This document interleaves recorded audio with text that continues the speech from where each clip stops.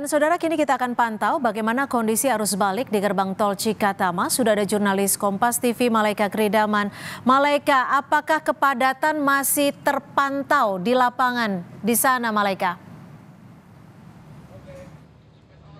Iya Cynthia, sebetulnya kalau untuk saat ini situasi arus lalu lintas di kawasan gerbang tol Cikampek Utama terpantau ramai lancar. Namun ada sejumlah titik kepadatan khususnya di antrean menuju gerbang tol Cikampek Utama. Kalau kami bandingkan dengan siang tadi sampai pukul 2 siang waktu Indonesia Barat, kami melihat ada kepadatan khususnya di dua lajur kontraflow yang diterapkan.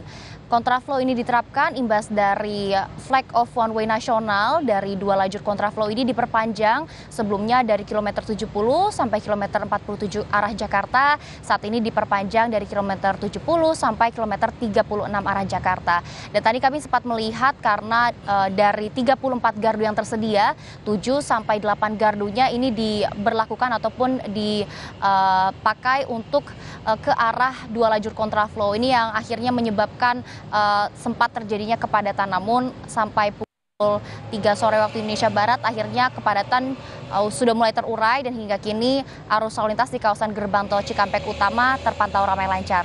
Kalau tadi ada sekitar 34 gardu yang diterapkan ataupun dioperasikan untuk arah ke Jakarta dan sekitarnya, sebetulnya juga ada antisipasi kepadatan lainnya karena memang prediksi arus balik itu jatuh pada hari ini, tepatnya pada tanggal 6 April 2025.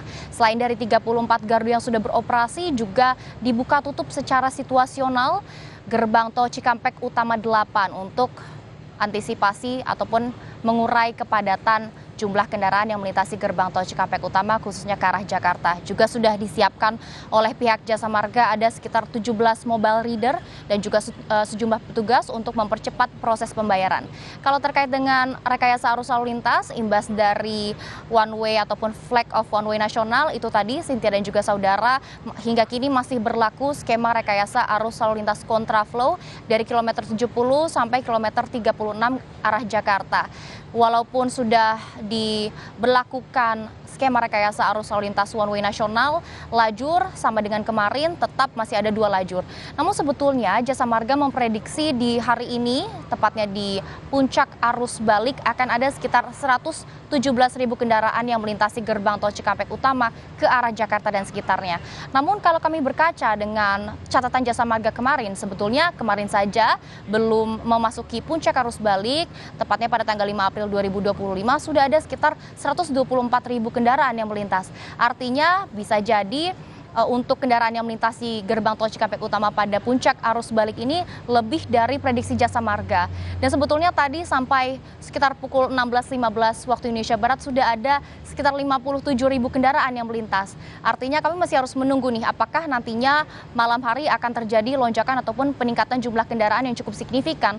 Karena kalau kami berkaca dari perjalanan maupun arus mudik kemarin ataupun arus balik di hari kemarin, ini memang terlihat waktu favorit ataupun yang menjadi waktu favorit bagi masyarakat untuk melintasi gerbang tol Cikampek Utama dan melakukan perjalanan arus balik begitu ya. Ini di malam hingga dini hari dan biasanya juga tercatat jumlah kendaraan yang paling banyak begitu ya. Ini ada di shift 3 yang dimulai dari pukul 9 malam sampai pukul 6 pagi waktu Indonesia Barat.